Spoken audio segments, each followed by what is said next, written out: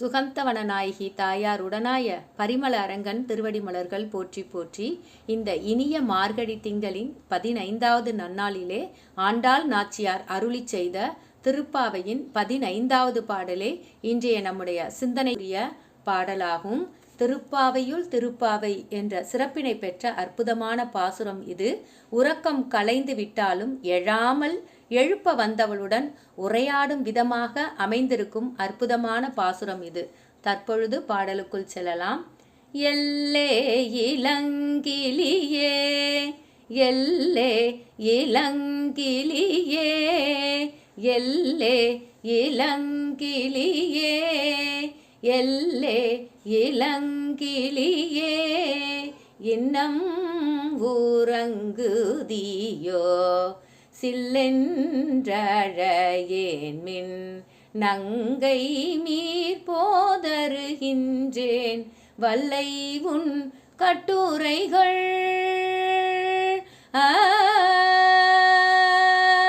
வல்லை உன் கட்டுரைகள் வல்லை உன் கட்டுரைகள் பண்டே உன் வாயறிதும் வல்லை உன் கட்டுரைகள் பண்டே உன் வாயறிதும் வல்லீர்கள் நீங்களே வல்லீர்கள் நீங்களே வல்லீர்கள் நீங்களே நானேதானாயிடுக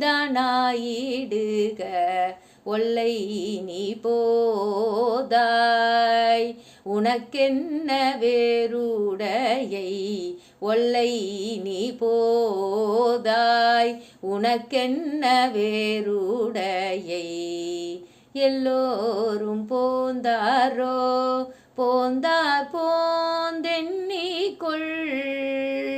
வல்லானை கொன்றானை வல்லானை கொன்றானை வல்லானை கொன்றானை மாற்றாரை மாற்றழிக்க வல்லானை கொன்றானை மாற்றாரை மாற்றழிக்க வல்லானை மாயனை வல்லானை மாயனை வல்லானை மாயனை பாடேலோரெம்பாவாய்.